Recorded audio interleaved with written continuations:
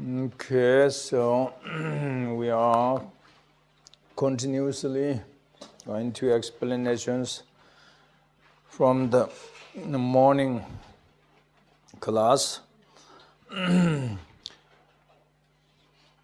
There we are on the 12th link of interdependent origination, the teachings. So these teaching we division into two sections: the outer interdependent origination and the internal interdependent origination. So we have gone the first part. So we are now going on the second, the internal.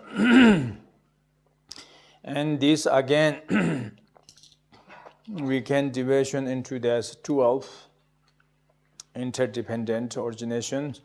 So we have gone the first two link, the links of ignorance and the links of karmic formation. So now it's the next, the third link, the link of consciousness. Because from the link of karmic formation, as comes the cause of link of consciousness interdependently. So now, because when we accumulated the karma with the ignorance, and then is how karma can follow us continuously, sometimes life after of another life. So I mentioned to you briefly, does not mean is the course level actions follow us to the future, but the imprint of our previous or past actions stored on the stream mind. So therefore, as long as existent continuously the best of all consciousness, and then is the karma, the imprint of karma is there as there follow us. So in this way now, the imprint stored on the mind, on the consciousness, we can say, the imprint of our previous karma stored on the stream of the consciousness. So, and therefore, first we need to understand what is the consciousness.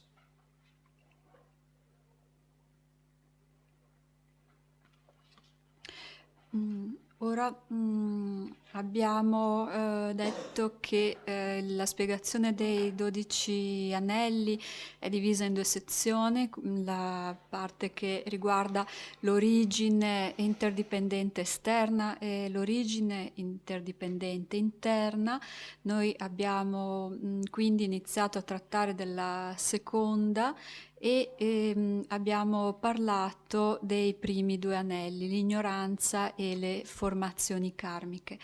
Ora parliamo del terzo, che è la coscienza, perché dalle formazioni karmiche in modo interdipendente si sviluppa la coscienza. Abbiamo detto che che noi accumuliamo il karma per mezzo dell'ignoranza che ci segue una vita dopo l'altra, e non è che sono le azioni a un livello, diciamo, grossolano che ci seguono nelle vite successive, ma sono le impronte di queste azioni, le impronte del karma che sono immagazzinate nella nostra mente, che ci seguono finché non esauriamo il risultato.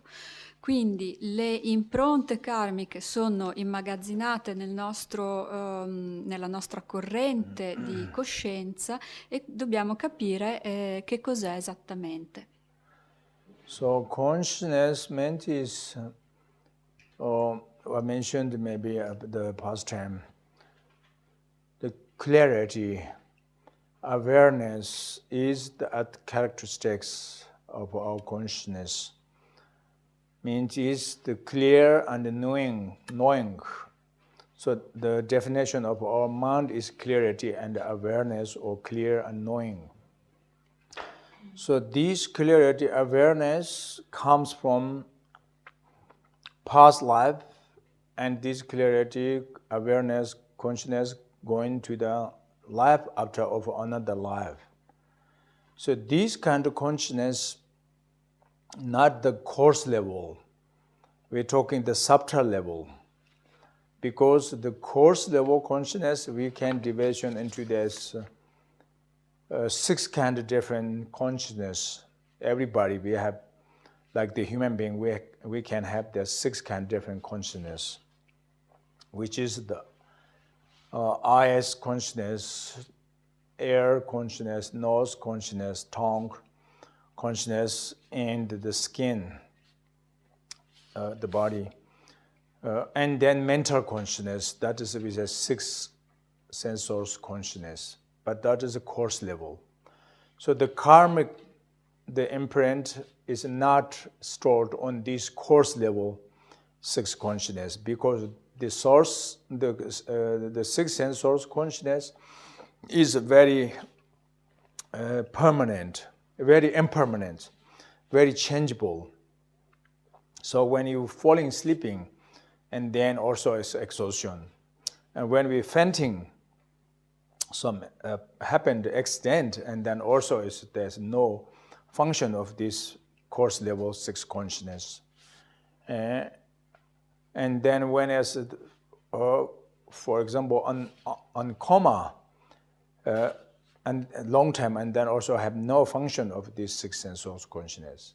And especially during the, when you have the deep sleeping, that times also they have no function, and especially the death. During the process of dissolution stage, the end, the 5 senses consciousness will be dissolving into the subtle consciousness. So therefore, that is not the base of the imprint of our karma. So now in this way, know what is the point of the base of the karma, the consciousness, the base of karma. That is the alaya, Sanskrit language. In Tibetan, we say kunzig. That is literally on English, as you know, base of all consciousness, all ground consciousness. So this base of all consciousness is kind of like non-thought, non-conceptual mind, actually. So this non-conceptuality, the base of all consciousness, is at the fundamental of our life, past, present, future. These base of all consciousness can be the basics, the imprints of our karma, So that is here we're talking the point, the third link, the link of consciousness. That means is the basics of this subtle, the clarity awareness. That is, the link of consciousness.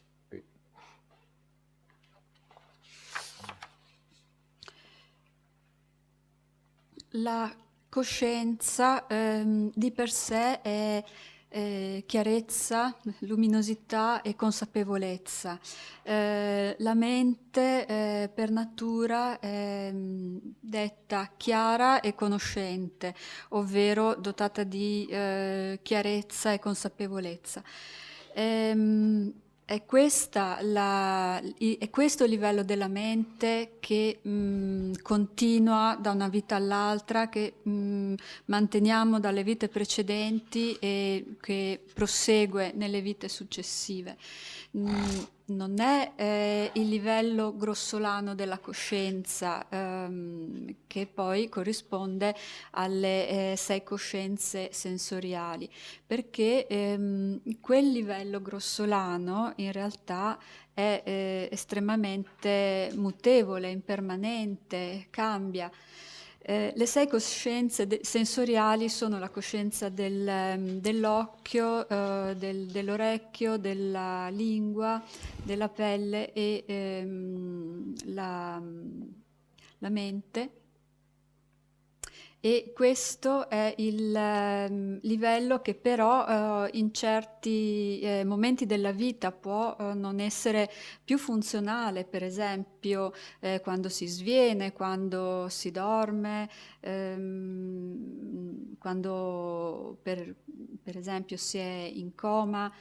Tutte queste coscienze non sono attive e soprattutto nel sonno profondo e nel processo della morte, quando queste coscienze sensoriali progressivamente si dissolvono in quella più sottile.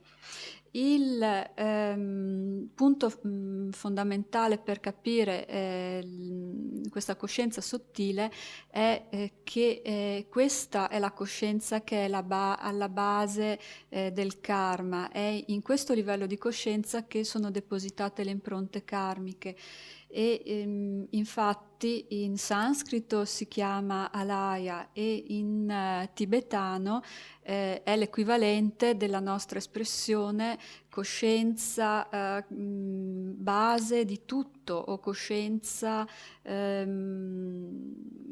fondamento di tutto, perché è una coscienza che non è coscienza pensiero, non è una coscienza concettuale, è il fondamento delle vite passate, presenti e future, ed è lì che vengono registrate le impronte karmiche.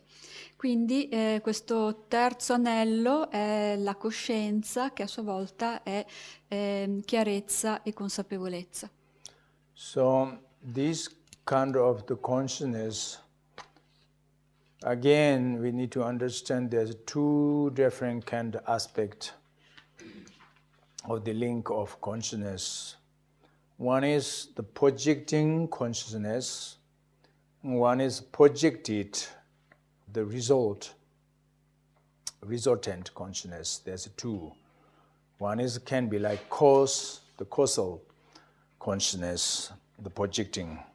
One is resultant. But only different aspect, because the karma, when karma created by the ignorance, and then the imprint just stored on the mind, upon this aspect, like the seed sown under the ground, seed planted in the farm. And then the ignorance is like the farmer-like, ignorance. And then the seed like karma, and sown on the base of all consciousness like farm. So upon this aspect, yet not repent the result. So that is the projecting, we say, consciousness. And then when will be complete the needed the conditions, and then is the seedling start, means is a consciousness will be the projecting consciousness to perform, and the resultant consciousness leading into the next stages or next rebirth or something. And that aspect is, we say, projected consciousness, So actually these are both 2 different aspects, but we can contain only one link of these 2 that is, we say, link of consciousness. But we need to know there's 2 different aspects, projecting and projected. L'anello della coscienza ha 2 aspetti diversi, che sono l'uno è la coscienza che proietta e l'altro la coscienza proiettata. Sono più o meno come dire la causa e il risultato, 2 aspetti diversi di un unico elemento. Perché infatti il karma creato dall'ignoranza forma un'impronta nella coscienza che è come un seme piantato nel terreno. In questo caso il terreno è come una fattoria, per così dire, e l'ignoranza è come il contadino che pianta il seme. La coscienza che proietta è proprio questo aspetto di questo esempio, il seme che viene piantato e che viene fatto crescere. Quando tutte le condizioni sono riunite, il seme germoglia e questo germoglio, questo inizio, è la coscienza proiettata. Perciò sono due aspetti però di un solo e medesimo anello che è importante conoscere. And then the next stage from this, the link of consciousness, as the comes the cause comes of the fourth link, the link of name and form, or the link of materiality and mentality. So that means is, we say name and form. There also, again, is this fourth link. There's two different aspects, but we counting into one link, which is aspect of name and aspect of form. Name and form, we say. So name means is the mentality, not materiality, kind of like the secondary mind and primary mind. So the secondary mind we can say like, actually that's the like normal, this name and form is like 5 aggregates, as you know, 5 aggregates. The aggregate of form, aggregate of feeling or sensation, aggregate of recognition or perception, the aggregate of mental compositional factors, and the aggregates of consciousness. This is just, we say, name, because no form. And then, the first one is this, the aggregates of form, sorry. And that is the form. And then there's the rest, other four is have no form. So with only no solitude object. That is not materiality, only the mentality. So these, the last 4 aggregates is including one, the only said link of name. So both is name and form, materiality and mentality.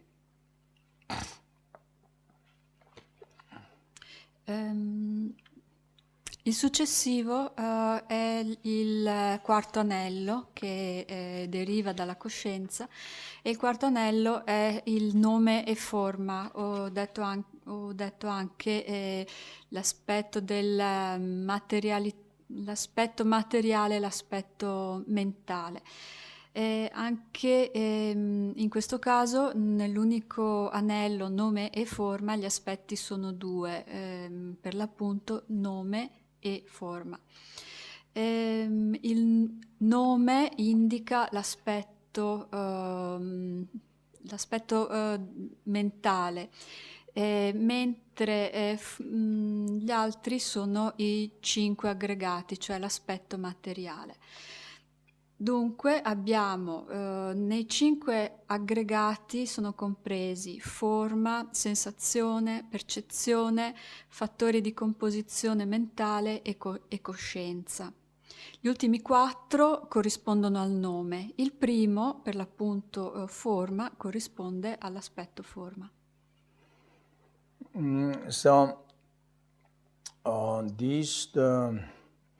why we division, there's two different aspects of one link, because after we completely exited the karma on the mind, and then when it will be seedlings when will be coming, that does depend to the conditions. That's usual, as normal. Anyway, when this conditions very completely exited the conditions, and then seedling coming. But that means is with a form or without form, the next rebirth. Or for example, Pardo beings, the intermediate state of existent beings. They already separated his or her consciousness, his body or her body, but yet not born, reborn, next rebirth. So I have no form. But only is can existent as a mental body there, mentally existent Pardo beings, but not existent mentality, no matter there anymore. Only is mind. Only name, it's a name. There's no form, a Pardo being, for reborn next rebirth, for example. And then is a being who born in the formless realm, just emitted next rebirth. The projected consciousness with this karma, unmutable karma, and lead into the projecting karma or the projecting consciousness leading into the projected result consciousness into the formless realm, and thus they also have no form, but only name. They have the aggregates of the feeling, aggregates of consciousness or so forth, but they have no form. And then is the next rebirth is born in the for example, desire realm, like human being. And then, of course, not only name, but they have with also form, the aggregates of form on together. So therefore, there's a depend to the next rebirth. What is the linking in this projecting consciousness, linking to the projected consciousness to the where next existent. So therefore, we need to description. We need to understand. That's why it's two types of the aspect, but containing only one link, name and form. Perché ci sono due aspetti in questo unico anello? Perché finché nella mente sono contenute le impronte karmiche, c'è poi il risultato che dipende dal riunirsi delle condizioni. Ma significa anche che le nascite possono assumere una forma o possono anche non assumere una forma. Per esempio, prendiamo gli esseri nel bardo. Sono separati dal corpo e hanno un'esistenza, un corpo soltanto mentale. Quindi hanno effettivamente un corpo, ma è mentale e non ha quindi nessuna forma. Hanno un nome, perciò, ma non hanno forma. Invece, per esempio, gli esseri che rinascono nel regno del senza forma. In questo caso la coscienza proiettante, che è dotata del karma immutabile, ha come risultato proiettato la rinascita nel regno del senza forma, in cui gli esseri hanno i 4 aggregati e quindi hanno il nome, però non hanno forma per l'appunto. Quindi anche in questo caso sono esseri dotati di nome ma non di forma. Invece se prendiamo le rinascite nel regno del desiderio come esseri umani, in questo caso non solo gli esseri saranno dotati di nome ma anche di forma. Quindi la differenza dei risultati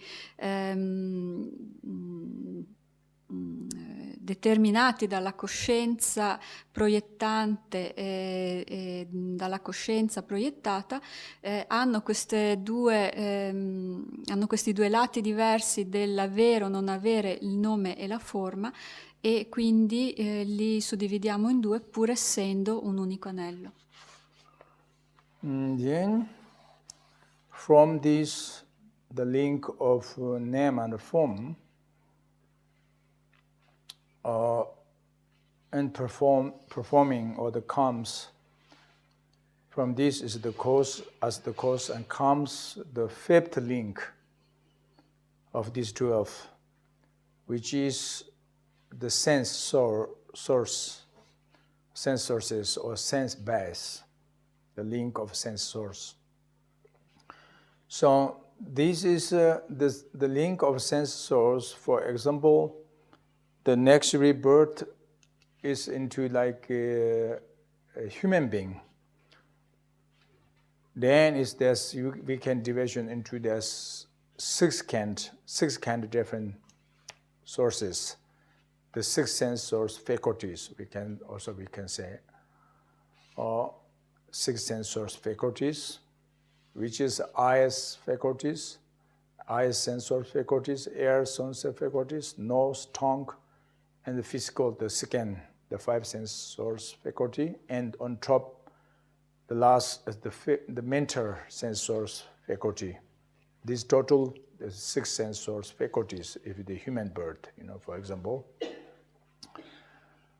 So why we say this is the sense source or sense base? The faculties, why we say sense source? Because, like example, five sense source consciousness, to perceiving and the five sense source object.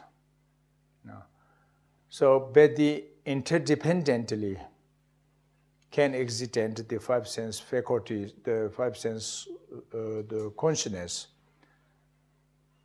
There's no eye faculties, and then is no possible the perceiving of the form, cannot perceiving the form. Without air faculties, cannot perceiving the sound. Without nose faculties, I cannot perceiving the smell, the object of smell, so on and so forth, So therefore, this five sense source consciousness comes from, if you ask what is the five consciousness comes from, or the source, what is the source? So depend, is the conditions. The dominant condition is at the source. What is the dominant condition? At the power, the condition of power to receiving these perceptions, the object, the five faculties, or the six faculties as the source. That is the dominant conditions. So therefore, we say calling as a source, sense source. Il quinto anello sono la base dei sensi o le sorgenti dei sensi. Se la rinascita avviene nel regno umano, come essere umano, allora questo essere, la persona, sarà dotata delle 6 diverse fonti delle facoltà dei sensi, cioè la coscienza dell'occhio, dell'orecchio, della lingua, del naso, del tatto, l'atto e quella mentale. Perché le chiamiamo la base dei sensi o la fonte dei sensi? Perché se da un lato per percepire gli oggetti dei sensi dobbiamo avere queste coscienze devono esistere in modo interdipendente, cioè sappiamo che senza la coscienza dell'occhio non si può percepire la forma, senza la coscienza dell'orecchio non si può percepire il suono, senza la coscienza del naso non si può percepire l'odore e così via. Vediamo che questi 5 sensi dipendono a loro volta da cause e condizioni, e queste condizioni dipendono dall'esistenza delle 6 fonti o dalle 6 basi dei sensi, delle coscienze dei sensi. And then from the link of 6 sense sources performing or as cause comes the sixth link, next link, the link of contact. So the link of contact means is actually kind of like touching or meeting, a mate to the object. Not only made to the object, but is the made together of the 3 different aspects, which is subject, object, and the perceiver, the consciousness. Because already completely existent the 6 sense sources, the 6 sense faculties there. So therefore, these 6 sense faculties, why can existent? Because dependently. So depend to the of external 5 faculties, the 5 object, or 5 or 6 object, which is object of sound, smell, the object of form, sound, smell, taste, and so forth. There's no form as there's no eye faculties. If there's no eye faculties, according to of this point, and there cannot be form for these beings, cannot be existent the form. But already like a human being, human body, we have 5 faculties. So therefore, it's sure 100% can appears the 5 object, 5 sense object, the external object. But now, how can perceiving these 5 objects, better your 5 faculties, but not only 5 faculties. And on top, we need to, there's one important thing, the 5 sense source consciousness together. That is the meaning, is contact. Contact means is contacted each other of these 3. For example, maybe we go an example like when we perceiving the form. That terms is we need to contact each other eye faculties, the object of one flowers, for example, when you see there's a flower. And then is the recognition, the consciousness. These are the 3. It's the meeting together. Dependently, the point of just meeting, that is the contact. This contact is not only just touching, but they're too aware. The contact means they have the power to aware better. Eye consciousness have the power to aware there are the reflection of form. So these kind is we say contact. So then is the same, the sound, contact to the sound, by the air faculties and the consciousness. But this contact does not mean to have to directly to touching each other. As it depends the different traditions.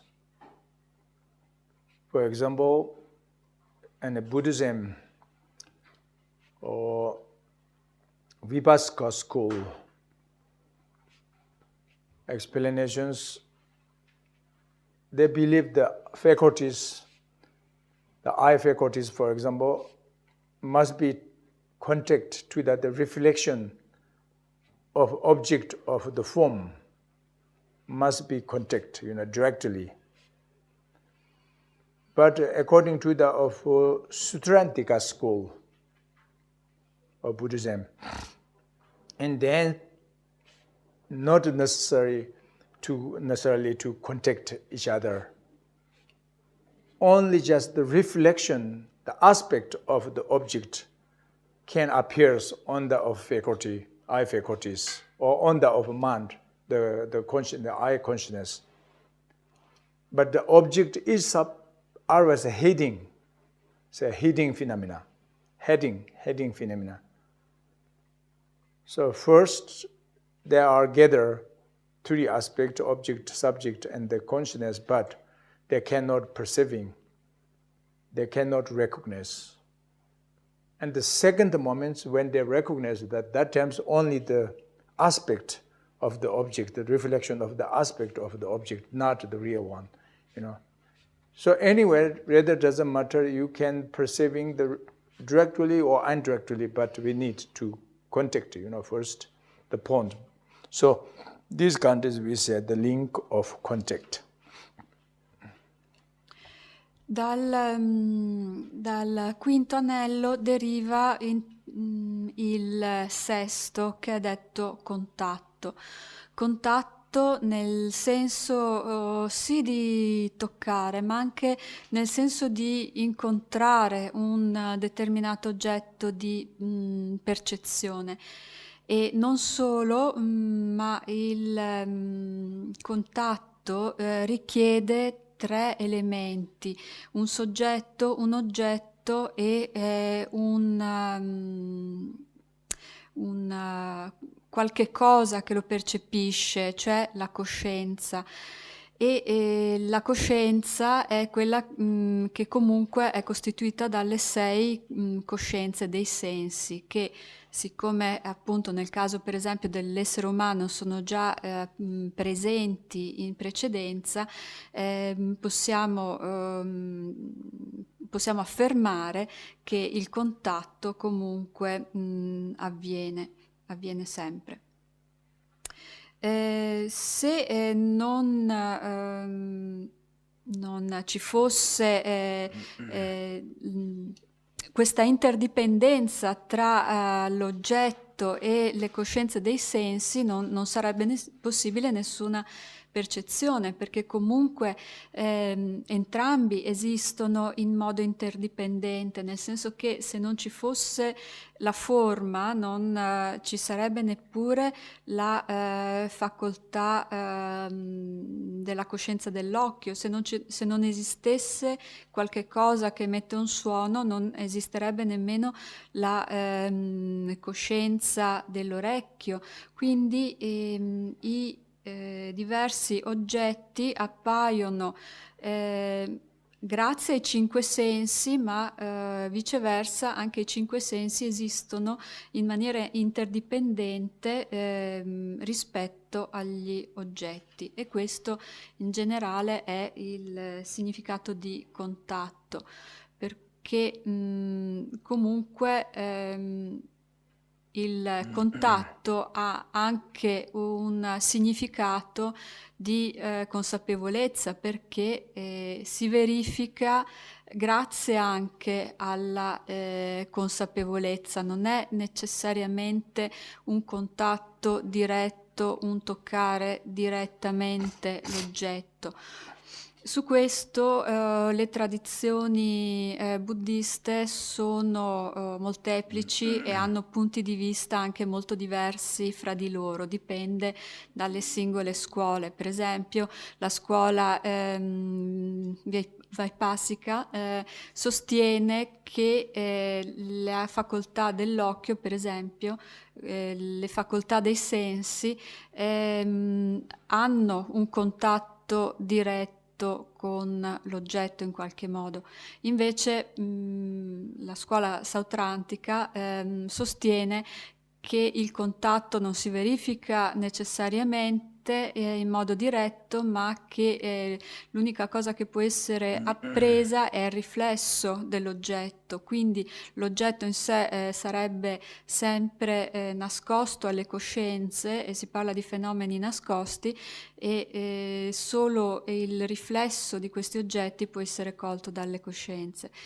Sia come sia, queste sono delle differenze molto sottili che però sono vari aspetti del concetto comunque del contatto come sesto anello del sorgere dipendente. So the link contact is depend from the six sense sources or sense sources. And the six sense sources, also the faculties, depend to the name and the form. So when the Bardo being, the intermediate state Bardo being's mind is projected into the mother's womb, if reborn in the human realm, then penetrate the Bardo being's mind is penetrate into the between two cells from father, the white cell, white drupe, and the red cell, the ovum, the red egg from mother, these two genes. And this contradiction, we can say is the embryo can exist without consciousness, without karmic energies, cannot be life. Only the two cells merging together, no possible. But on top of these two, merging the two cells from father and mother, the genes, one important thing we need to add there at top of there is the projecting the consciousness, the energy, karmic energy is there. And then can exist the embryo can exist in the mother's womb in the first moments. Like these two cells and the projected karma, the projected consciousness, the karmic energies, these are the three, like the three poles is together and then can performing the tent, But without one and then only two poles or one pole is hard to make tent, cannot stable. It's three poles and standing together and dependently, and the three poles, and then can performing the tent. So like this is the embryos like tent, can exist like tent, like the embryo. Better like the poles, like the three, two genes and the karmic, the consciousness, these together, and then can exist part of the embryo. So there's a name and a form, how together in the mother's womb in the first moments. And then gradually, every day, each week, as it grow up, this embryo change, the shapes, the colors, or the substantial, everything as it grow up, developing. And then slowly, gradually, progress of these six sense sources, eyes, eye faculty, nose, tongue, these six faculties performing week, month, months. And then almost when the fifth or sixth month, the pregnancy, and then it start to complete of the five faculties, So therefore, it's then start to performing the contact is coming, contact, the link or contact. So that's why I'm saying the link or contact is depend to the 100% sure depend to of the source, sense source. The sense source faculty is 100% sure it depends to the name and the form. So this way we need to understand what is the link interdependent, how they're linking interdependently or dependently each other.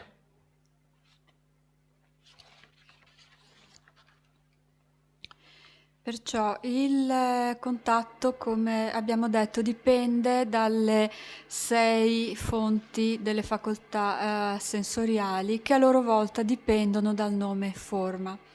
Per esempio, quando la mente dell'essere del bardo viene proiettata nell'utero materno per rinascere come essere umano,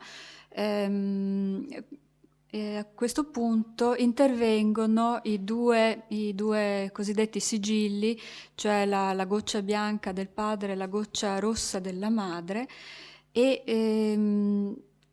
in questo caso non è sufficiente che siano presenti le due gocce bianca e rossa per formare l'embrione. L'embrione non può formarsi semplicemente da questi due. Perché si formi l'embrione dobbiamo applicare anche la coscienza proiettata, cioè l'energia karmica della coscienza, che a questo punto permetterà alle due gocce di unirsi e di dare inizio alla vita umana. È come se parlassimo di una tenda non può stare su solo con un palo o 2 pali, ci vogliono 3 pali perché la tenda stia in piedi, e quindi in questo caso la tenda del concepimento può verificarsi solo se sono presenti tutti e 3 i fattori, cioè la coscienza proiettata, la goccia bianca del padre e la goccia rossa della madre. Dopodiché, quando nell'utero l'embrione si è formato, nel corso delle settimane e dei mesi questo cambia, si sviluppa e lentamente comincia a formare le 5 coscienze dei sensi. Si può dire che verso il quinto o sesto mese le 5 facoltà sensoriali siano praticamente completate, e a questo punto entra in azione il contatto. Quindi come il contatto dipende al 100% dalle coscienze sensoriali, anche le coscienze sensoriali al 100% dipendono dal nome e forma, e quindi questo è l'esempio per definire l'interdipendenza di questi elementi. And then when the sixth link contact, we can division into also the 6 different aspects because depend from 6 faculties, 6 sense sources, and there can be 6 contact, on counting one link of contact. And then from this, the link of contact and performing comes from this, the comes of the next stage is the 7th, the link of feeling. Because feeling the sensation, feeling means is experiencing the experiences. We can experiencing about the object, the aspect of the reflection of the object. Because we having already meeting or the contacting each other's, whether your faculty, consciousness, and the object are there. So therefore you already recognize, because you have recognition. You already too aware, knowing the reflection of object appears on your mind. So therefore, but this is performing is the feeling, the sensation, the experiencing is coming. But what kind is experiencing, the link of the feeling, we can division into this briefly in three different, which is the sensation, the feeling of pleasant feeling, unpleasant feeling, and experiencing of a neutral feeling. That's the 3 aspect. Because the reason depends what is the contact was. Your contact is unpleasant contact, and then is your feeling is also performing the experiencing is also unpleasant feeling. Your contact is pleasant, and then your feeling is also pleasant feeling. You will be experiencing pleasant feeling. Your contact is neutral, not pleasant and not unpleasant, then your feeling is also neutral feeling. That's 3. Contact, is the object, the reflection object that appears as only the non-attractive, and that feeling is also as the unpleasant. An attractive object appears on your mind, then its feeling is pleasant. And not attractive, not non-attractive object, a neutral object, then your feeling is also neutral feeling. So that's why we say in brief, there's 3. And then these 3 feeling, again, more detailed division into, because it depends to that the 6 sense source faculties we have. Means is 6 contact. But the 6 contact, the aspect of 6 contact and performing, there's 3, and 6, and there's 18 the feeling. In the aspect of the 18 the feelings. So all this we contain one link, the 6th link of feeling or link of the sensation.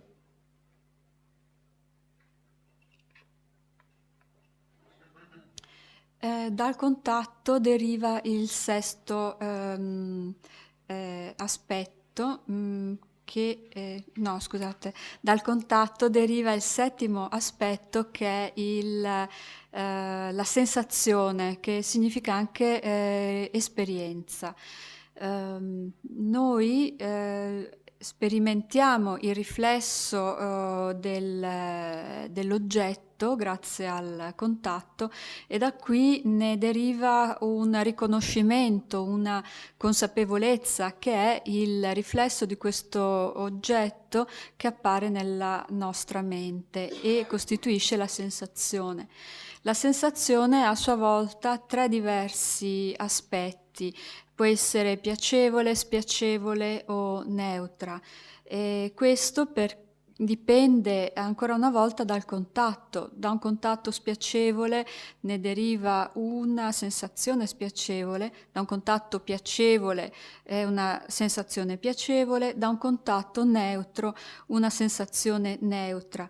Perciò a seconda che l'oggetto sia attraente, non attraente o neutro, la sensazione sarà corrispondente. Poi siccome le sensazioni dipendono dalle 6 coscienze dei sensi, a loro volta diventano 18 a seconda appunto delle coscienze coinvolte, ma comunque tutte queste suddivisioni alla fine si riassumono in un unico anello.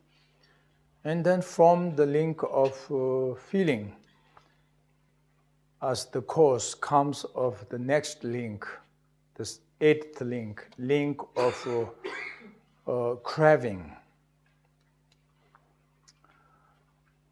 Link of craving kind of like desire or attachment. For example, your feeling is very pleasant feeling.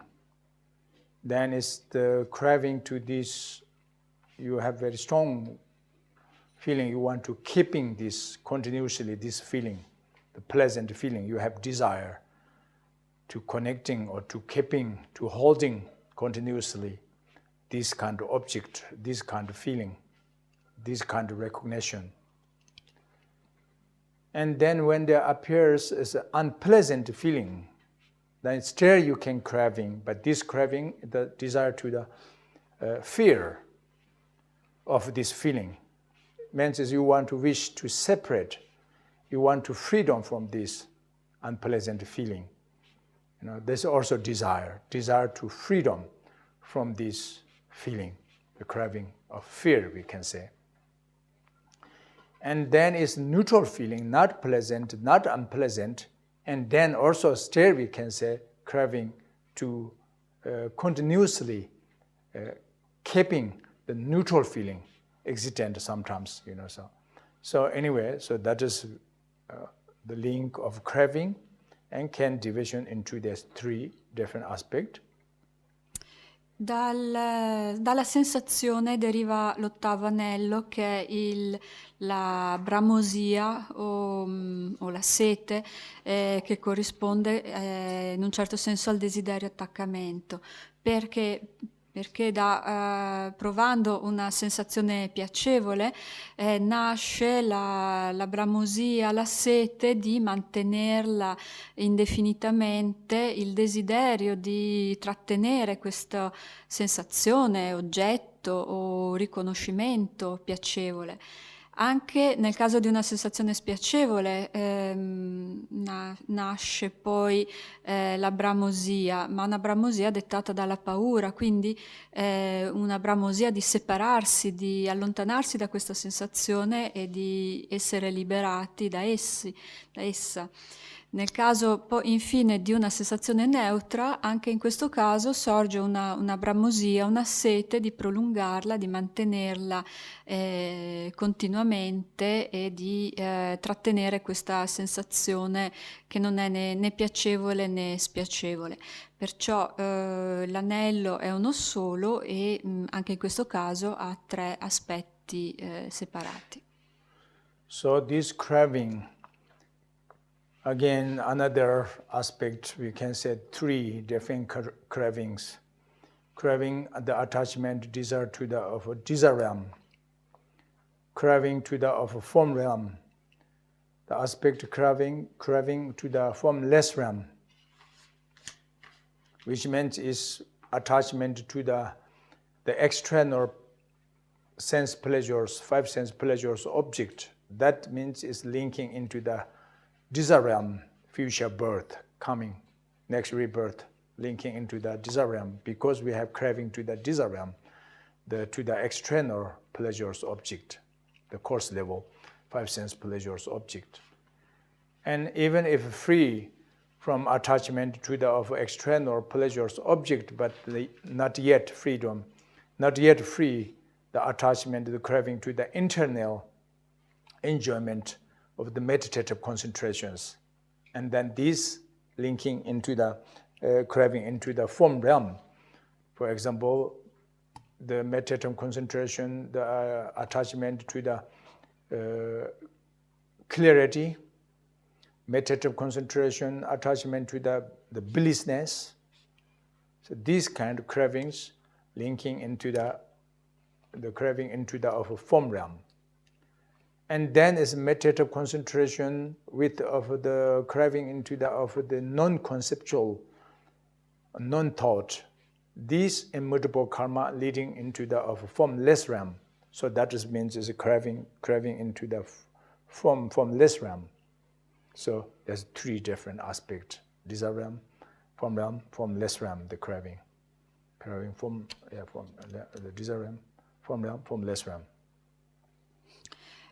Questa sete o bramosia ha altri tre aspetti: la bramosia del regno del desiderio, la bramosia del regno della forma, la bramosia del regno del senza forma. Perché nel primo caso, se si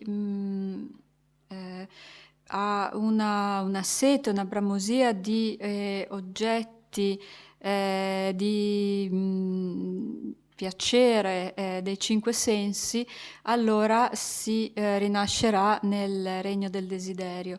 Ma anche se si è liberi da sete di oggetti di piacere esterni, ma non si è liberi dalla bramosia per i piaceri interiori dello stato meditativo e quindi della beatitudine, delle esperienze sottili che si realizzano in questo stato, allora avremo la bramosia per il regno della forma. Se infine siamo presi dalla sete dei piaceri interiori derivanti dalla concentrazione meditativa non concettuale, l'assorbimento in questo stato porta alla bramosia per il regno del senza forma, e quindi la rinascita in quest'ultimo tipo di regno. So, and from these, the link of craving is existent completely there, and then is they're performing the next link, the link of grasping, a link of clinging.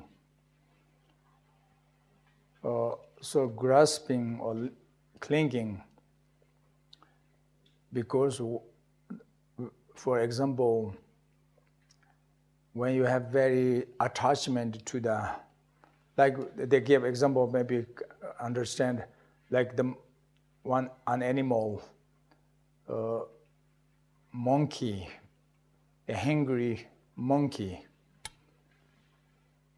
when they saw an apple or fruit, and then you can see that this monkey with name and form is there, because his consciousness and his faculty is there.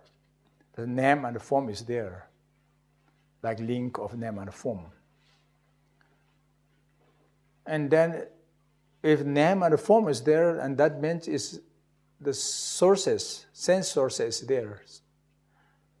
The eye sense source, the five sense source faculty or six sense faculty is there, existent, because name and form completely grow up, completed to grow up. So therefore, it's five of the six faculties there, sense sources. So, but this is a contacting, linking object of the apple, fruits, and the subject, the eye faculties, and the eye consciousness, the perceptions are meeting together. Means the monkey recognize they are an apple. That is a contact.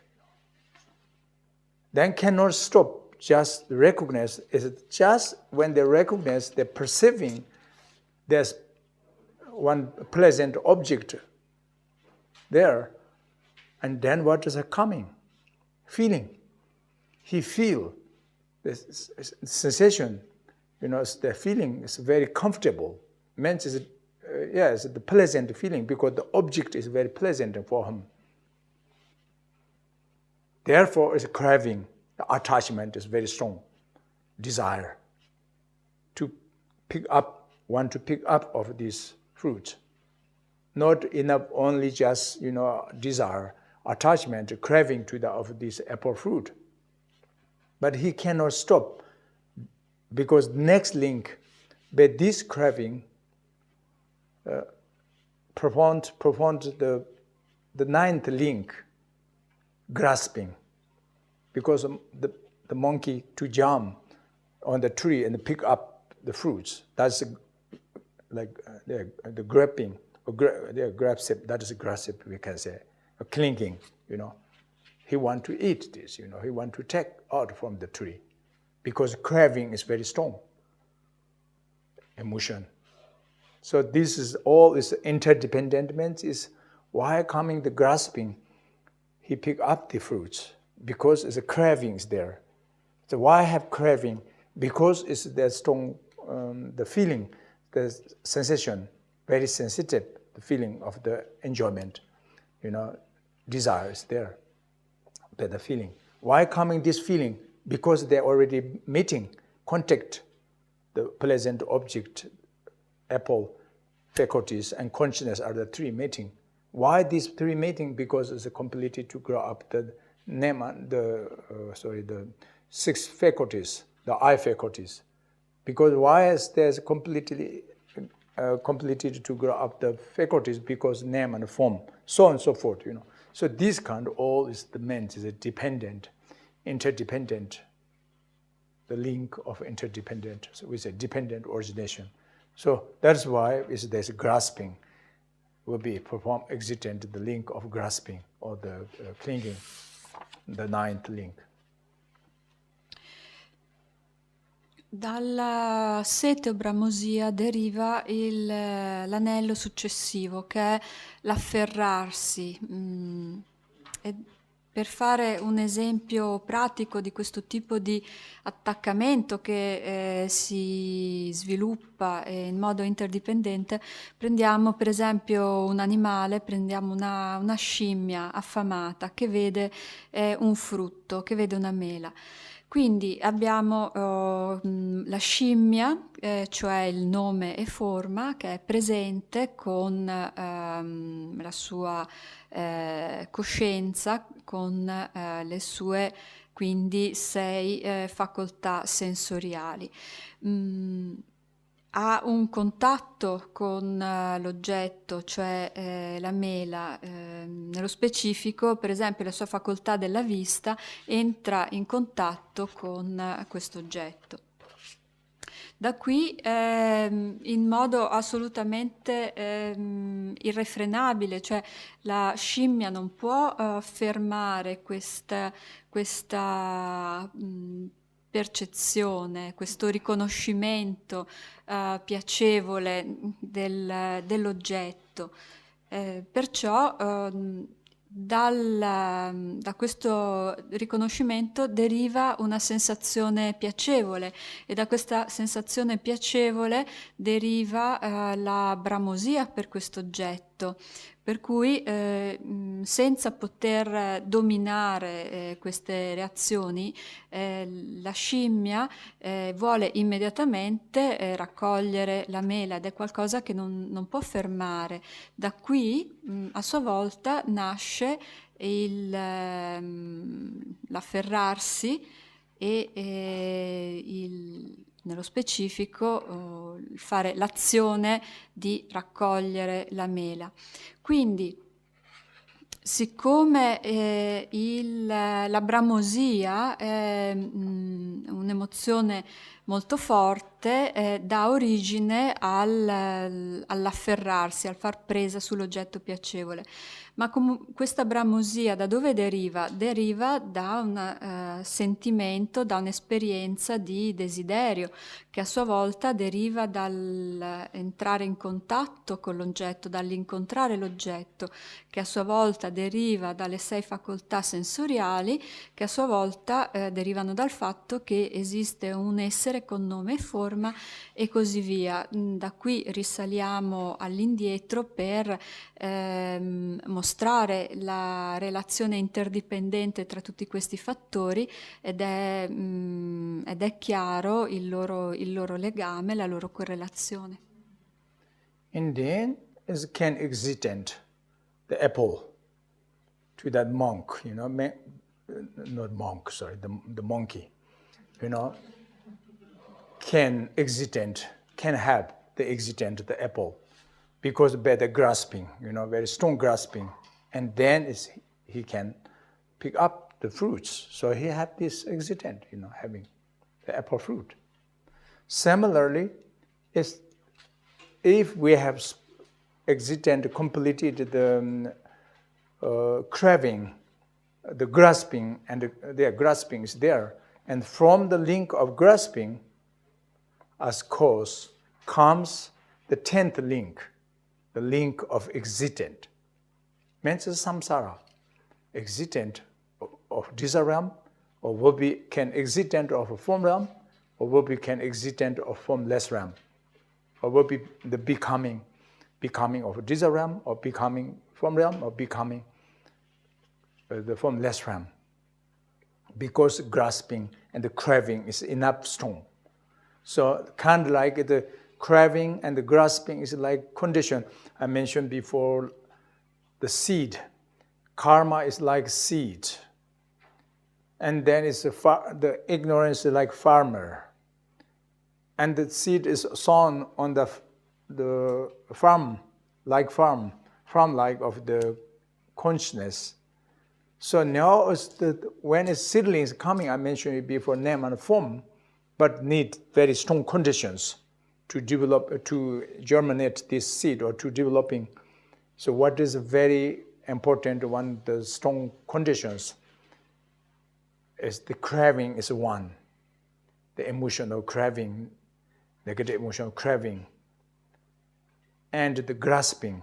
These two is very strong, powerful conditions to quickly grow up the seedling or the repent, the result, So therefore, it's already the seed is there, the pure seed is there, sown, the pure seed is already sown, and the red cause is already there, cleansed, and the red conditions, the craving, the strong craving, and the strong grasping is already there. Like these two, they gave example like we say temperature, the moisture, the seed, how coming seedling, one important conditions is the moisture, the water.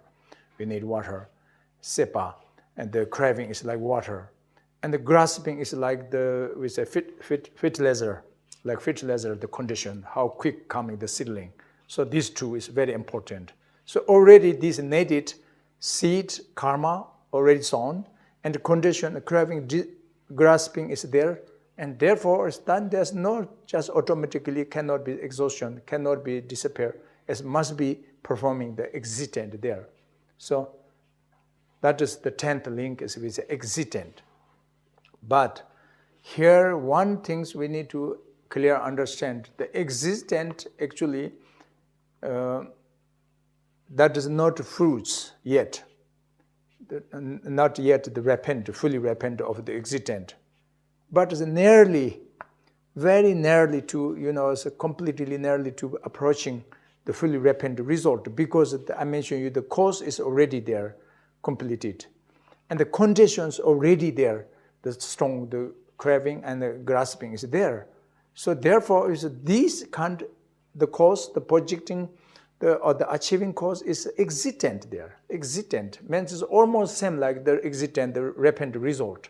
Even not yet fully repent result yet there, but almost same meaning is already repent result, because there are no any obstacles already, cause conditions there. So we calling this kind of aspect, we say existent.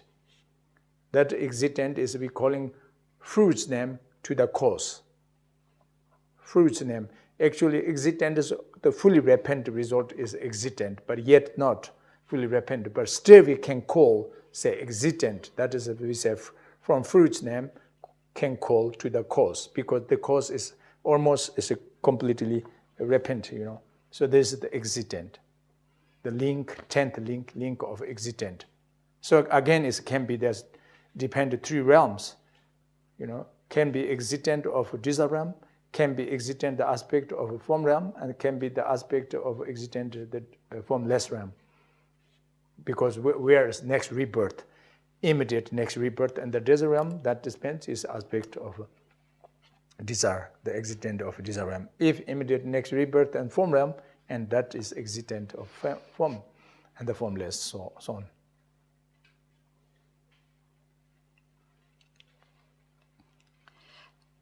Dal fatto di afferrarsi, di afferrare anche materialmente la mela, la scimmia può quindi avere il suo oggetto e a questo punto possiamo dire che è esistente.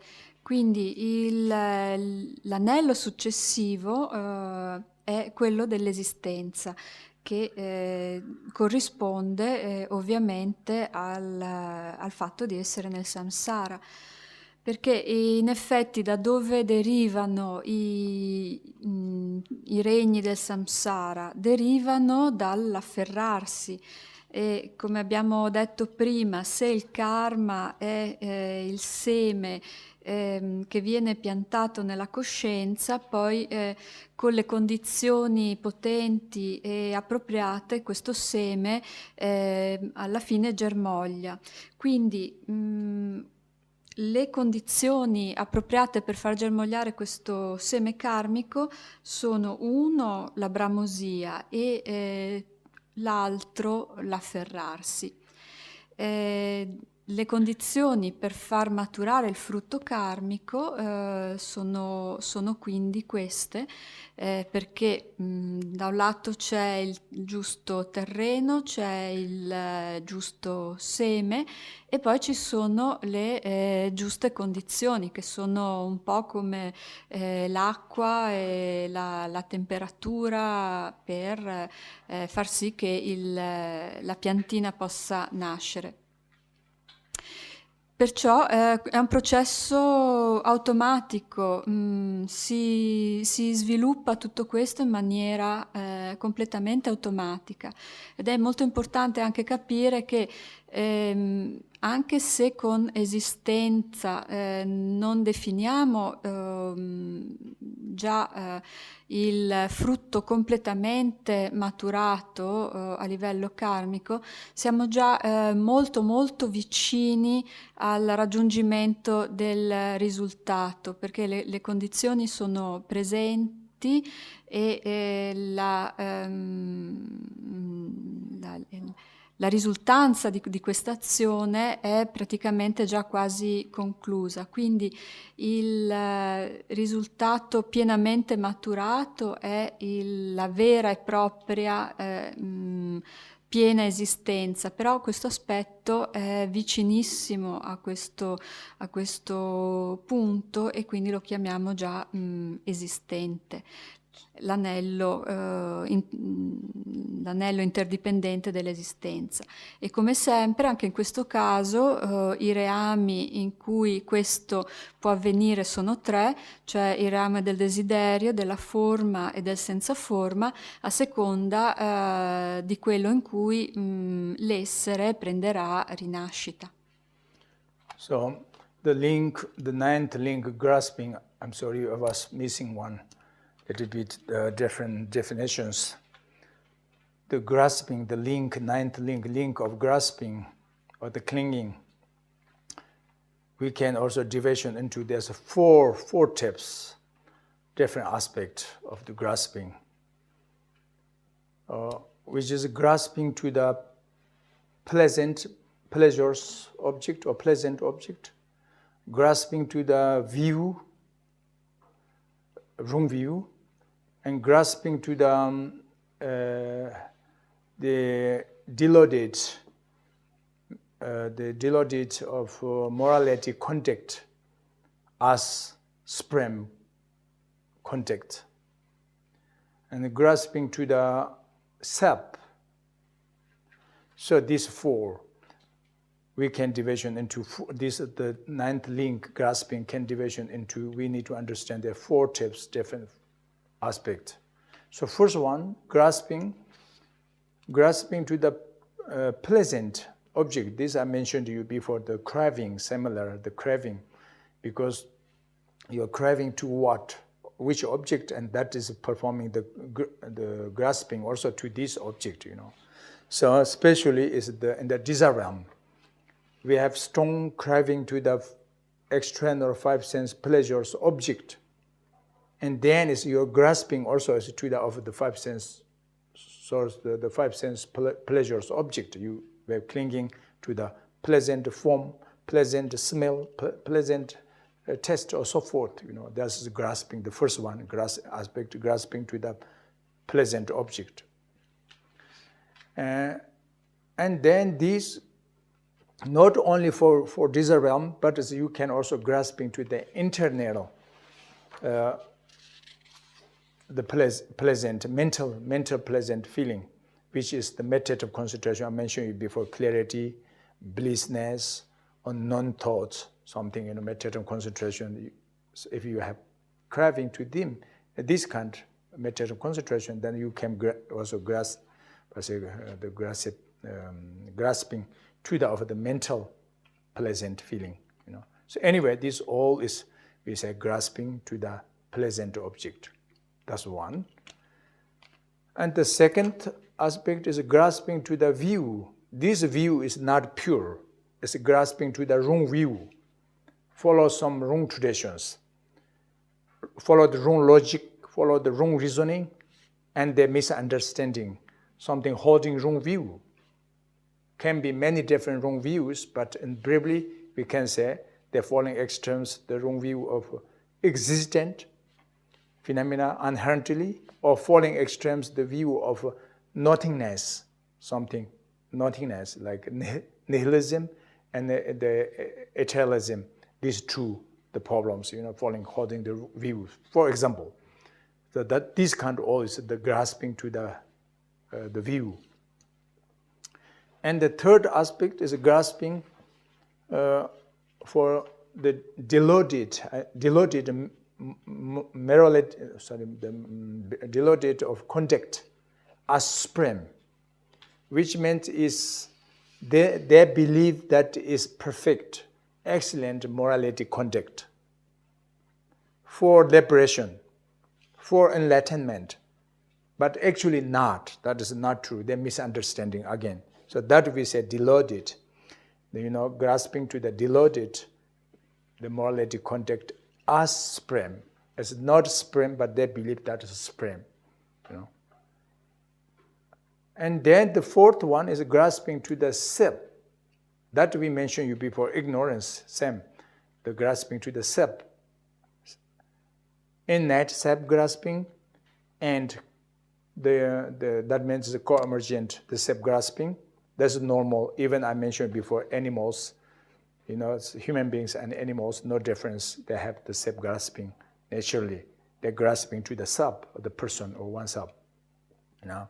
That's co-emergent self-grasping is there. And then the other is I mentioned before the imaginary self-grasping. Means is imputed self. This imaginary self-grasping comes from not naturally born nature. After the birth, like human beings, then follow some traditions, different cultures, different lineage, and different parents, and they're learning something newly. And there's something is the grasping to of the self, different self. Sometimes they say the self is the creator of a universe, like, for example, they're grasping to the self of a creator of a universe. But this all is just imaginary self. That is the self-grasping is the imputation self, not the born nature self. So this kind of all is, we say, grasping to self. So this I was forgot to say a little bit, different aspect. One link, but... Facendo un passo indietro, prima parlando del nono anello, non sono state definite le caratteristiche specifiche dell'anello dell'afferrarsi, perché questo ha 4 aspetti diversi.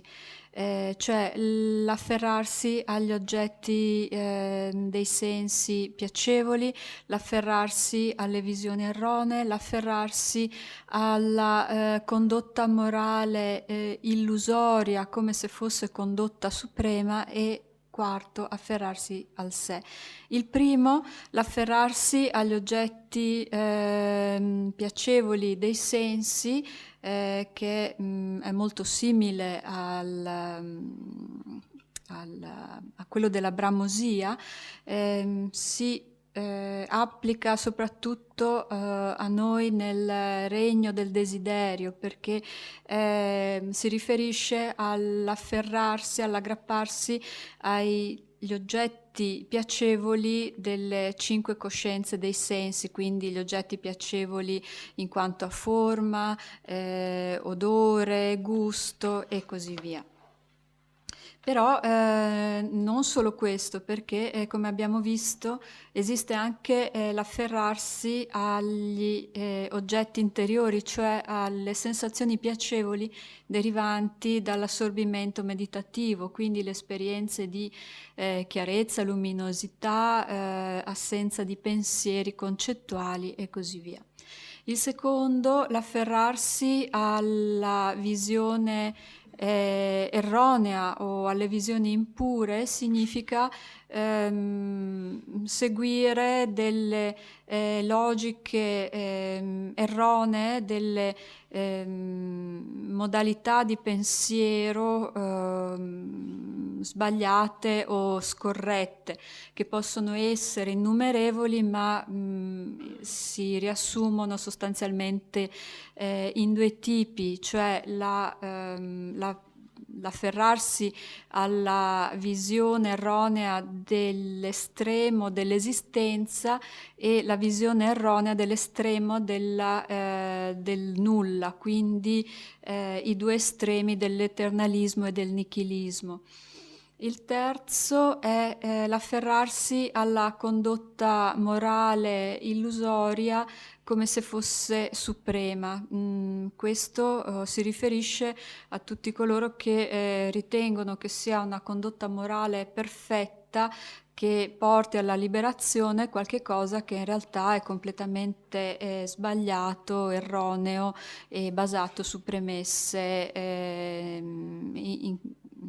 inconsistenti, inesistenti. Il quarto e ultimo è l'afferrarsi al sé, che da un lato è l'ignoranza, che come abbiamo visto è l'ignoranza innata, ovvero coemergente, che è quell'afferrarsi al sé che per esempio anche gli animali hanno in comune con noi, questo attaccarsi all'illusione di esistere in quanto individuo, e poi l'afferrarsi al sé immaginario, che è imputato in questo caso, nel senso che non nasce naturalmente con l'individuo, ma è un aspetto che si sviluppa successivamente in base alla cultura, alle tradizioni, alla famiglia, agli insegnamenti in cui ci si trova immersi, e può avere diversi aspetti, per esempio, per citarne uno, il credere nella esistenza di un Dio creatore, che è qualcosa che nasce in base a determinate tradizioni in cui si cresce, ma che è comunque un elemento completamente immaginario. And so now, from the 10th link of existent as cause comes the next link, the 11th link of birth. So that is the actual birth in samsara, just immediate next rebirth, from this existent, because already existent, the cause, conditions, and the energies, the powers, everything's very strong. They have no any obstacles, and then it's just next link is birth. The 11th link, birth is coming. So this birth, again, the link of birth, we can division into, there's 4 types, possibilities.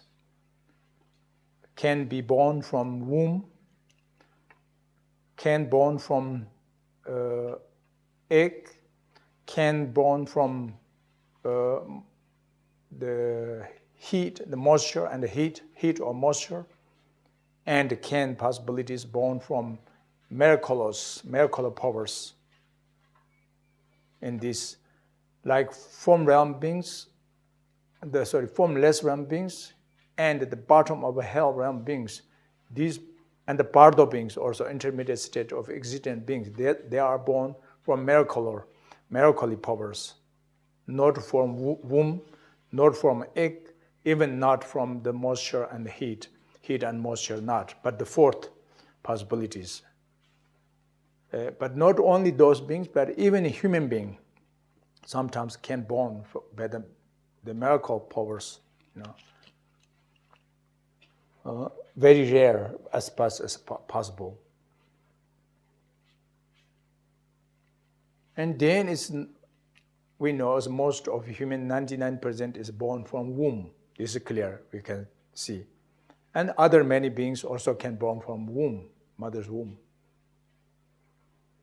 And even human beings sometimes can be born from egg. They have some the stories, as can. But many insect, animals, birds, as it can born from egg. And then some, even human beings, sometimes particular human beings can born from heat and moisture. The power only heat and moisture, not womb, not egg, not miraculously, but only by the heat and moisture and heat can born. So therefore, there's 4 types. But then, of course, there's so many insects as they're born from the heat and moistures. So anyways, it can be division into the 4 types possibilities, the birth. L'11° anello è l'anello della nascita, con cui si intende la nascita vera e propria nel samsara. Dall'anello precedente, il 10°, cioè l'esistenza, avendo a disposizione tutte le cause e condizioni, in assenza di qualsiasi ostacolo, deriva immediatamente la nascita. Che si suddivide in 4 tipi diversi: nascita da un utero, da un uovo, dal calore, umidità e da forze miracolose. Per esempio, gli esseri del regno del senza forma, gli esseri del bardo e degli inferni sono tutti nascono tutti per mezzo di poteri miracolosi e non dagli altri 3, non da un utero, da un uovo o dal calore umidità. Talvolta, anche se è molto raro, perfino gli esseri umani possono avere una nascita per poteri miracolosi, anche se questo succede molto di rado, però non è impossibile e comunque, come sappiamo, il 99% degli esseri umani nascono da un utero. Poi da un uovo nascono ovviamente gli insetti o gli uccelli o altri animali, ma anche per gli esseri umani talvolta può essere possibile questo tipo di nascita. E infine dal calore e umidità nascono innumerevoli insetti, ma anche in questo caso non si può escludere completamente che anche a volte degli esseri umani nascano da queste condizioni. So, from these, already somebody born in the samsara, doesn't matter in the lower realm or upper realm, but that is the birth, this is the fundamental of suffering. Actually, that is the basics of suffering. That very clear we can see being who born in the hell realms and then they are suffering heat and cold during hundreds of years, thousands of years, countless years. And being who born, unfortunately, hungry ghost realms, and then this birth is the basics, the suffering of hungry and thirsty hundreds of years. And being who born, unfortunately, animal realms, that birth is the basis of suffering of mental stupidity, blindness, mind, suffering with each other, killing each other, so on. These 3 unfortunate lower realm. And then being who born even in the upper fortune realm like a human being, but still we have suffering with this birth, the human birth is the best. Suffering of a birth, suffering of illness, suffering of the old age, and suffering of death. These are 4 great suffering of a human being. Nobody want to experiencing, but nobody can beyond of these 4. Have to, experiencing. And being who born in the semi-god realms, instead they have suffering with fighting and quarreling between each others and between semi-god and god realm, and they are suffering loads. And being who born in the god realm, and still God can be, there's 3 types of difference: God of desire realm, God of form realm, God of formless realm. But either doesn't matter, they have still related to the suffering. This birth is the best of suffering. Suffering of change. On the God of desire realm, they have suffering of change. And then it's a God of form realm, and formless realm, and instead they have the suffering with of death, or transform next rebirth and fall down in the rebirth lower realm from the upper of the peak existent, so on and so forth. So that is why we say is the birth of samsara is as the base of the suffering. That's the basics. That is why Buddha says the Four Noble Truths. The first said noble truth of suffering.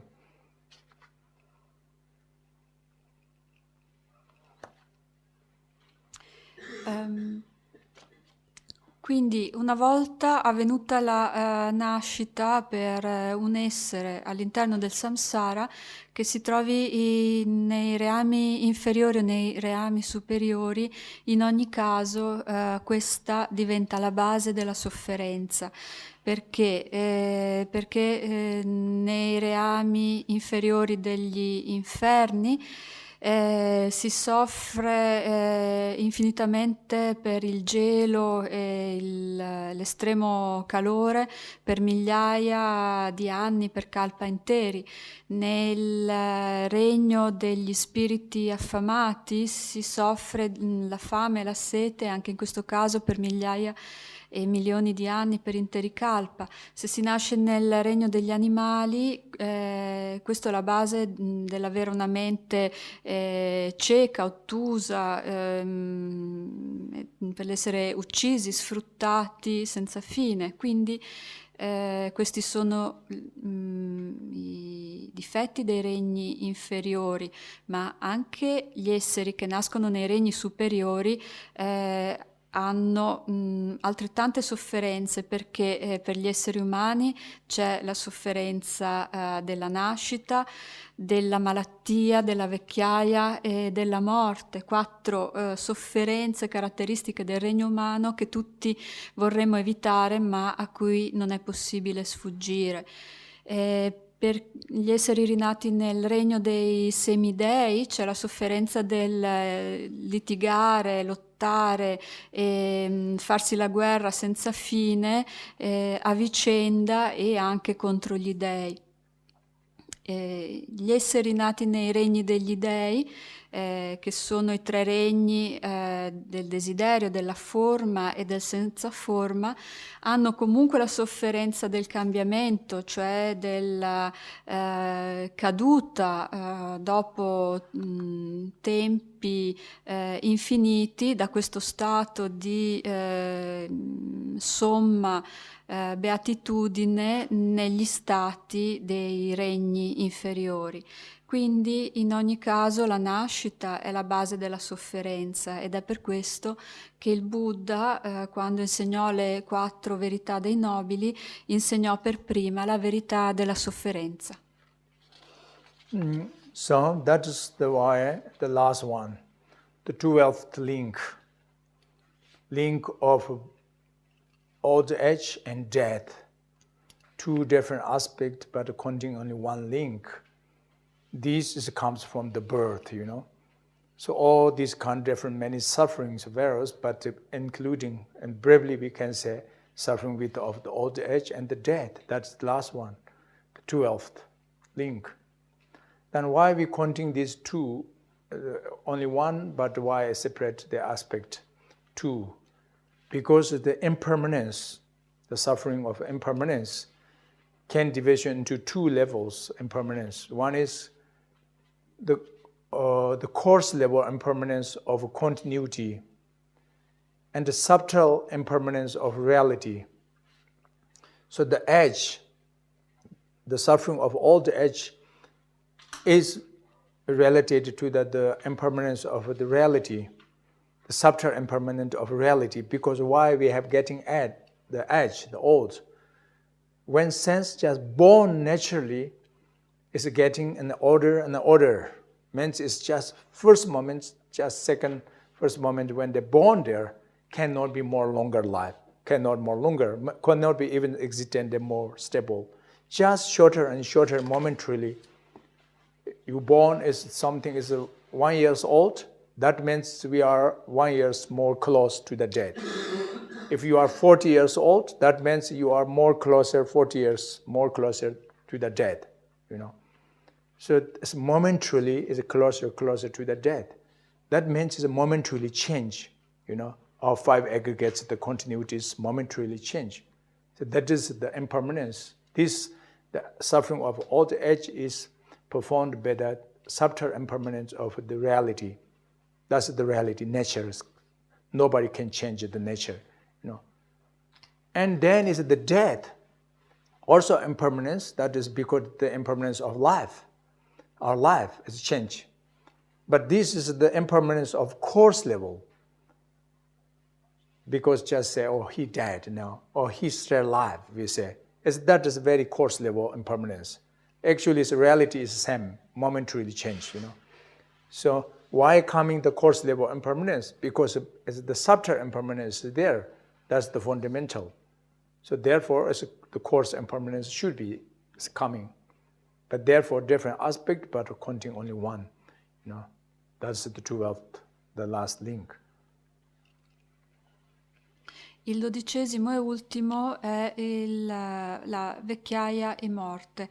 Sono due elementi che però sono contati come uno solo e derivano entrambi dalla nascita. Perché sono considerati due? Perché la sofferenza dell'impermanenza, che è strettamente connessa a questo ultimo anello, ha due livelli. Uno grossolano che riguarda la continuità e uno sottile che riguarda la realtà. La vecchiaia è l'effetto dell'impermanenza sul livello sottile. Il diventare vecchi è qualcosa che si manifesta fin dal primissimo momento della nascita. Dal momento stesso in cui si nasce si può dire che lentamente ci si avvicina alla morte e che una persona abbia un anno o 40 anni significa che è un anno più vicina alla morte o che è di 40 anni più vicina alla morte, ma in ogni caso che poco a poco questo momento si sta avvicinando. Perciò la sofferenza della vecchiaia è strettamente connessa all'impermanenza della realtà e al suo livello sottile. Invece la sofferenza della morte rappresenta l'impermanenza ma a un livello grossolano, di fine degli aggregati, quindi l'impermanenza sottile è comunque sempre presente perché è il livello del cambiamento ininterrotto, però ha una manifestazione più grossolana e più visibile. So these 12 link interdependent, we can division in brief where there's 4 the 4 types of the link interdependent.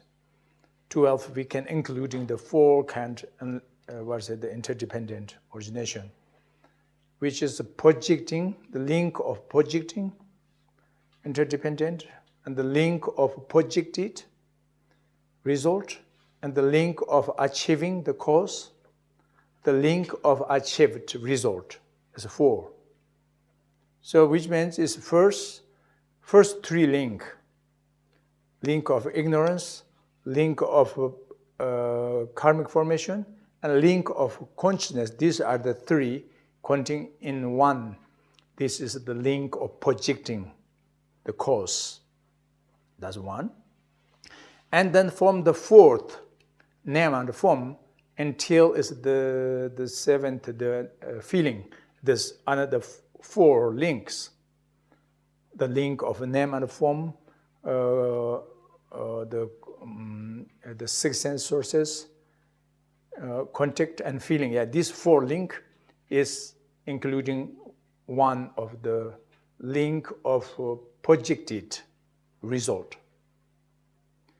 And then is the 8th, 9th, and 10th link, which is the link of craving, grasping, and existent. These are the three we counting into one link. This is achieving the link of achieving the cause of achieving, the link of cause of achieving.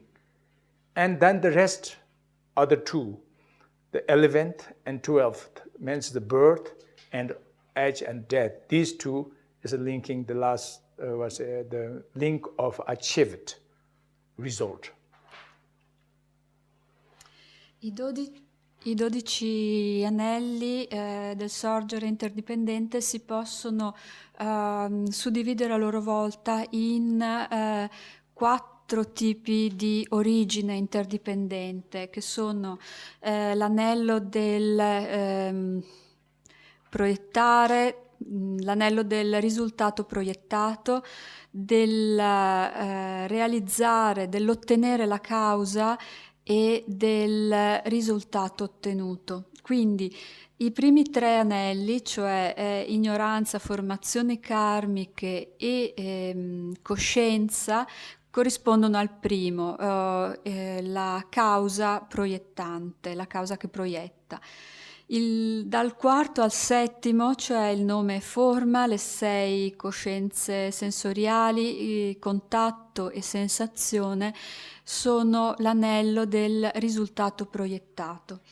Dall'8° al 10°, cioè la bramosia, l'afferrarsi e l'esistente, corrispondono all'ottenere la causa. E gli ultimi 2, nascita e vecchiaia e morte, corrispondono al risultato ottenuto. And then another way, these 12 link interdependent, we can division into only 3 links. 3 link. This means the link of delusion, the link of karma, and the link of result. The link of means the result of suffering. These 3. So which is the first link, ignorance, and then is the 8th and 9th means the craving and grasping. These are the 3 counting in one link of delusion. And then the second link, the karmic formation, and 10th link, existent. These 2 counting one link of karma. And then the rest, other 7, is the link of suffering. This is 3 link.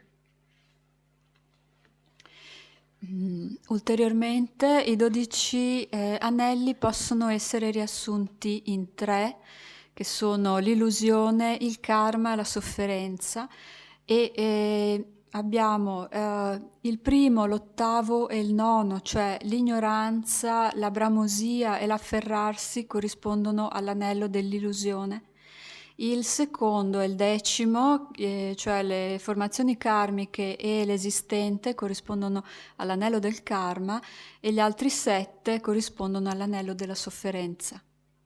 So these 3 link, or the 12 link, again more in brief, only 2 links finally.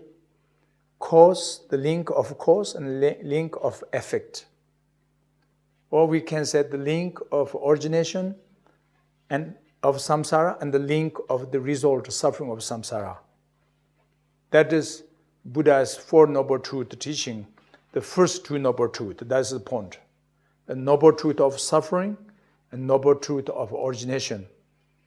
So the 12 link from, I mentioned before, the 5, the 3 link is the link of the origination and link of karma. Means is the ignorance, craving and grasping, karmic formation and existent. These 5 is the link of origination. That is the cause, the link of cause of samsara, or the link of cause of suffering. And then the rest, other 7, is the link of the resultant link of suffering of samsara. So this is the noble truth of suffering. Buddha's four noble truths, the first two, noble truth of suffering and noble truth of origination. Origination, there's a karma, and delusion, there's two, but it's counting one, and so then it's we say origination. Questi tre a loro volta possono essere ridotti soltanto a due, cioè la causa e l'effetto, ovvero l'origine e il risultato. L'origine è il samsara e il risultato è la sofferenza. E come si diceva prima, il Buddha ha insegnato nelle 4 verità quello che possiamo riassumere in 2, cioè la nobile verità della sofferenza e la nobile verità dell'origine della sofferenza. Quindi se noi consideriamo l'anello dell'origine, in esso sono compresi il contatto, il karma, l'ignoranza, la bramosia e l'afferrarsi, mentre i 7 rimanenti costituiscono l'anello del risultato della sofferenza, del samsara.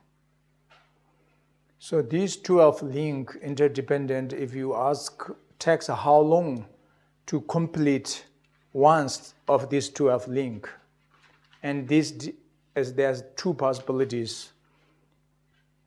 The one circulation of these 12 link interdependent can complete during 3 lifetimes.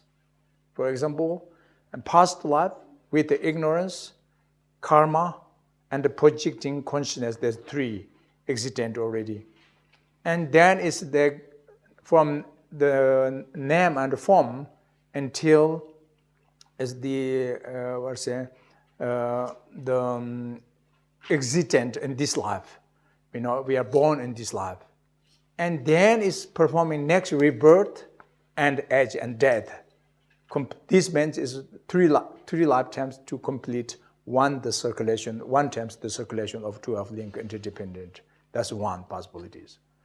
Another is during the only 2 life can complete one circulation of these 12.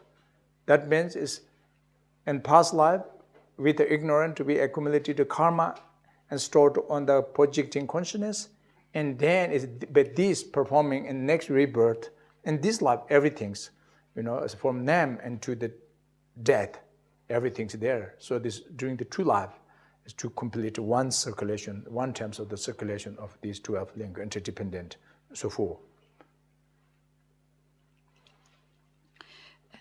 Si potrebbe chiedere quanto tempo è necessario per completare il ciclo completo di questi 12 anelli. Ci sono 2 possibilità.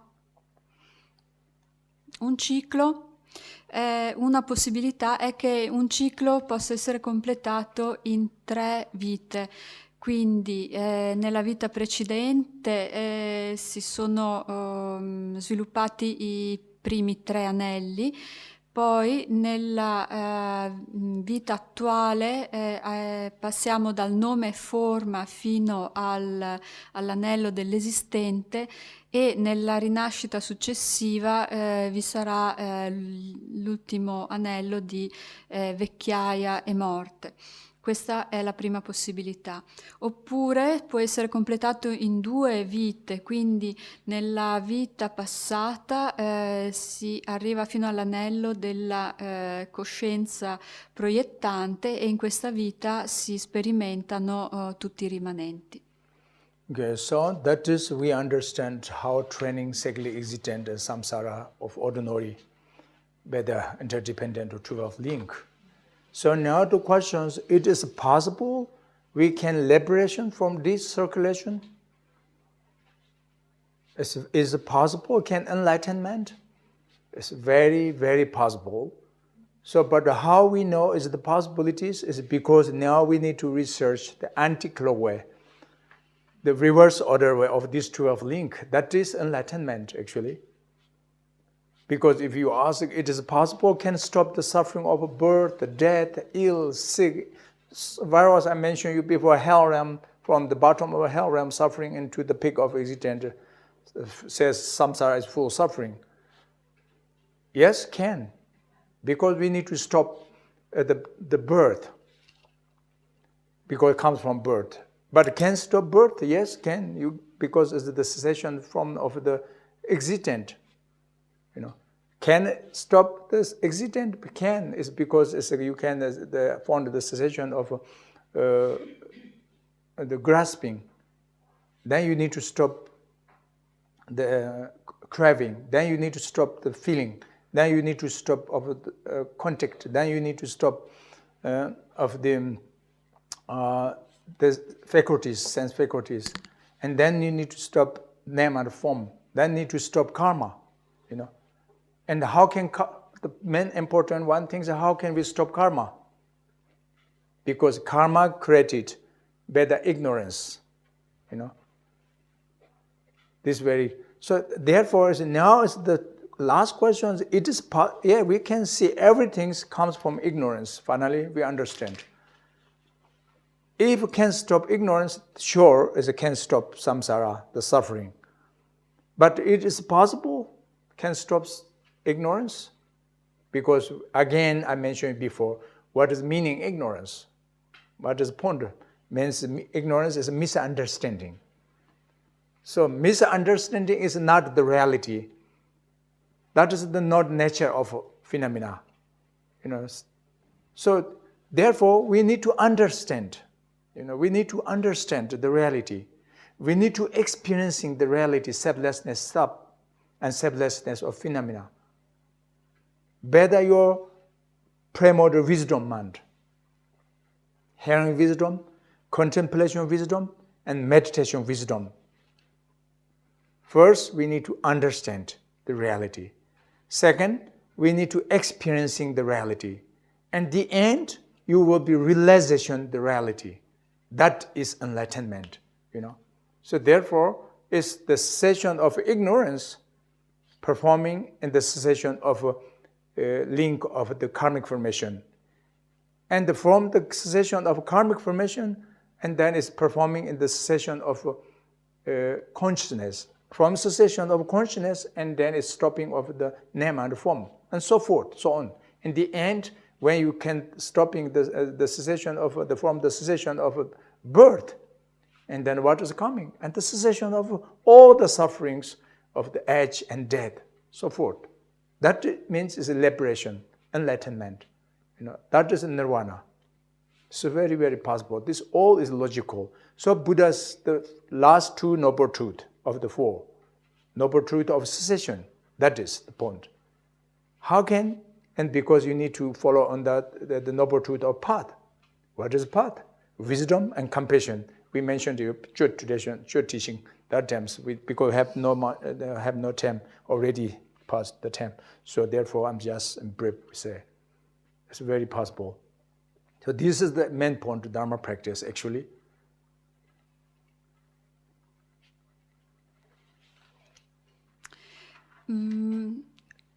La domanda ora potrebbe essere: è possibile liberarsi da tutto questo? E la risposta è che sì, è assolutamente possibile.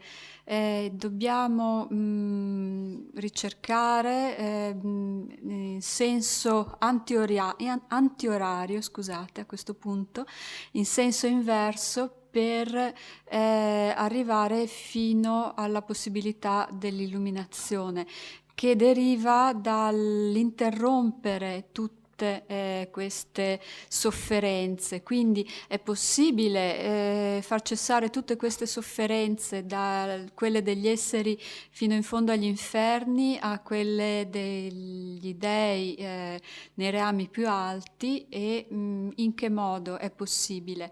Interrompendo la nascita. E come? Interrompendo l'esistente. E a sua volta come è possibile farlo? Interrompendo l'afferrarsi, la bramosia, interrompendo successivamente la sensazione, quindi il contatto, atto, interrompendo le 6 facoltà dei sensi, il nome e forma, fino a interrompere le formazioni karmiche. Ma com'è possibile fermare il karma? Questo è possibile facendo cessare l'ignoranza che lo crea. Quindi vediamo ancora una volta che tutto deriva dall'ignoranza e quindi com'è possibile fermarla. Bisogna capire che cos'è l'ignoranza, ancora una volta, e ribadiamo che l'ignoranza è un'interpretazione erronea della realtà, un malinteso sulla realtà. Quindi dobbiamo imparare a capire la realtà, che è l'assenza di un sé, del sé e dei fenomeni. In questo modo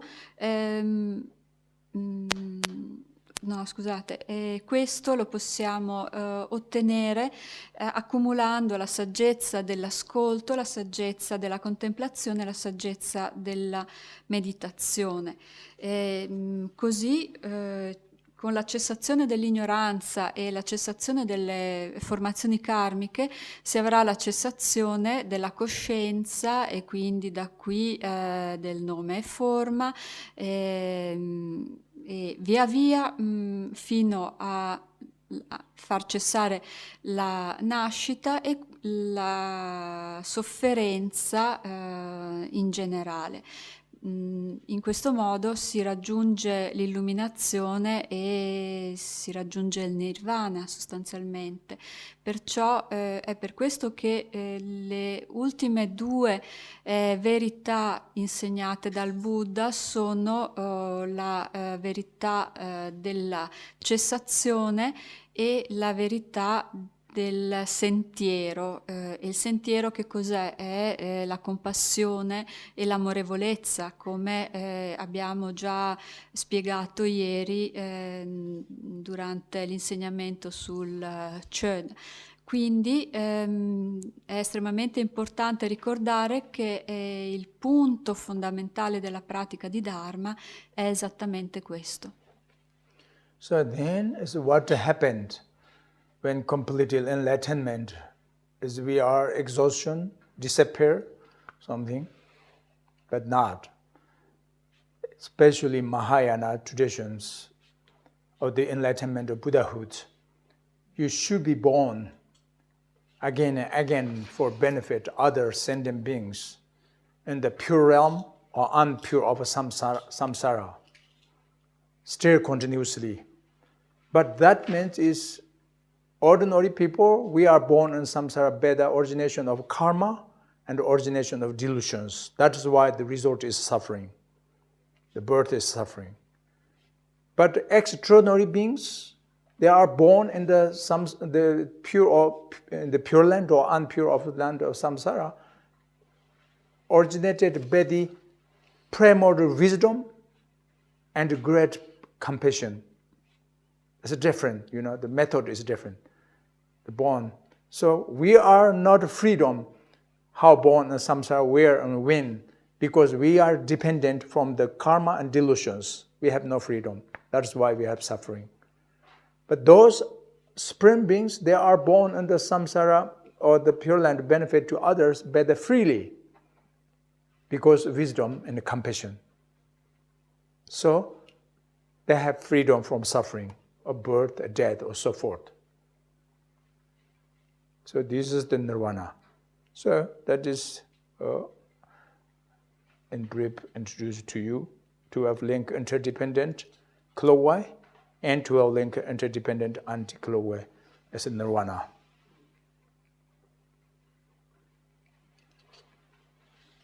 Che cosa succede infine quando si raggiunge l'illuminazione?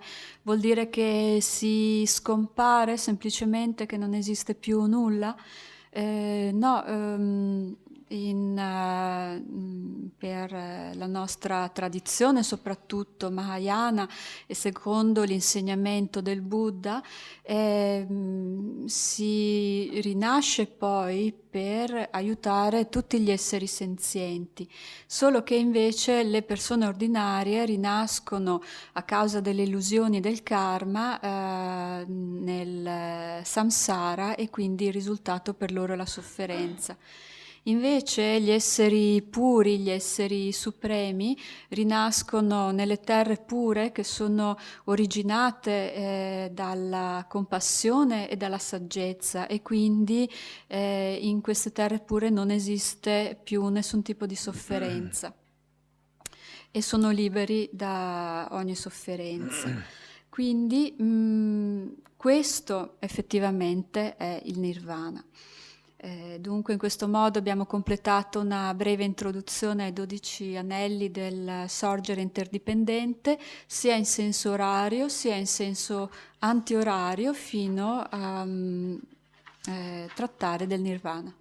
So this topic, the 12 link interdependent origination, to understand, very, very important.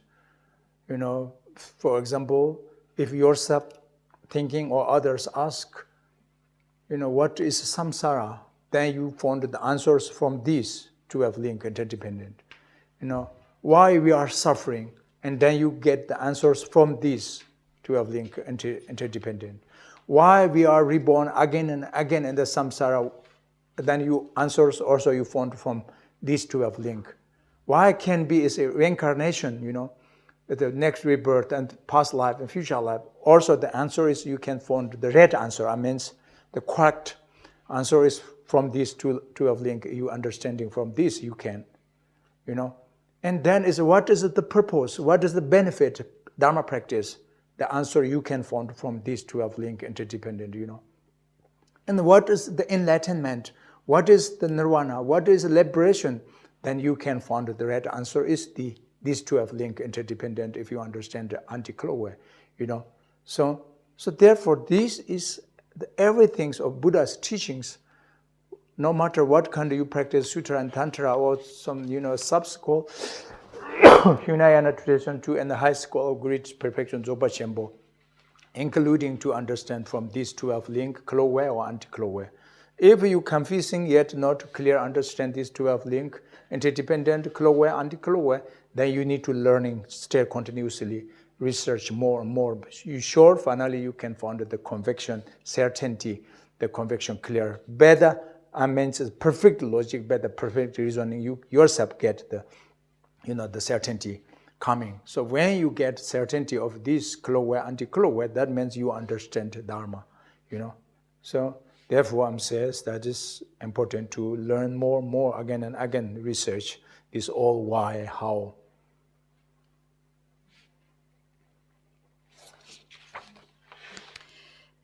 È un argomento estremamente importante da capire, perché se qualcuno vi fa qualsiasi tipo di domanda, la risposta potete trovarlo proprio esaminando i 12 anelli del sorgere interdipendente. Domande come: che cos'è il samsara?